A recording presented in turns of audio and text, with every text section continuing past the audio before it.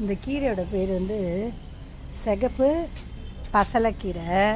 இந்த பசலைக்கீரையை சாப்பிட்டா ரத்த சோகை உள்ளவங்களுக்கெல்லாம் ரொம்ப நல்லது. ரத்த சோகைனா ஹெச்பி ரொம்ப கம்மியாக இருக்குல்ல, அவங்கெல்லாம் இந்த இலையை எடுத்து கூட்டு செஞ்சு சாப்பிட்லாம், இல்லை பொரியல் செஞ்சு சாப்பிட்லாம். எப்படி இருக்குது பாருங்களேன், நல்லாயிருக்கும். ஆனால் கலரை பார்த்தாலே அப்படியே பீட்ரூட் கலரில் இருக்கும், அப்படியே ரெட் கலரில். அதில் நிறைய பூ வச்சுட்டு அப்படியே அந்த நல்ல ஒரு இதே கலரில் ஒரு பழமும் பழுக்கும். அந்த பழமும் நல்லா ரெட் கலரில் இருக்கும். அதையும் நல்லா சாப்பிட்லாம். நல்லா இனிப்பாக இருக்கும், டேஸ்ட்டாக இருக்கும்.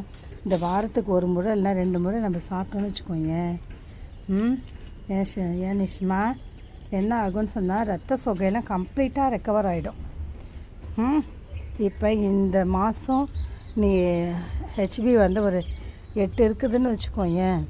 அடுத்த மாதம் கண்டிப்பாக இது 9 ஆகக்கூடிய சூழ்நிலை கண்டிப்பாக இருக்கும். நல்ல இம்ப்ரூவ்மெண்ட் இருக்கும். நல்ல சர்க்குலேஷன், ப்ளட் சர்க்குலேஷன் ஜாஸ்தியாகும். தயவுசெய்து இதை சாப்பிட்டு நீங்களும் பயன்பெறணுன்ட்டு நான் வேண்டி கேட்டுக்கிறேன். எவ்வளோ அழகாக இருக்குது பாருங்கள். இது குட்டியாக ஒரு சின்ன கிளையை எடுத்து வச்சாலே போதும், அழகாக நல்லா துளுத்து வந்துடும். ரோஸ் பாருங்கள், அழகாக இருக்கா ரோஸு. ஓகே,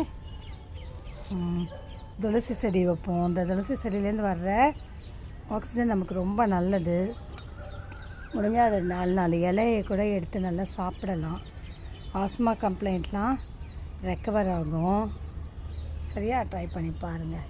துளசி இலையை ஆஸ்மாவுக்கும், இந்த ரெட் கலர் பசலை இலையை அனிமியாவுக்கும் நம்ம சாப்பிடணும்.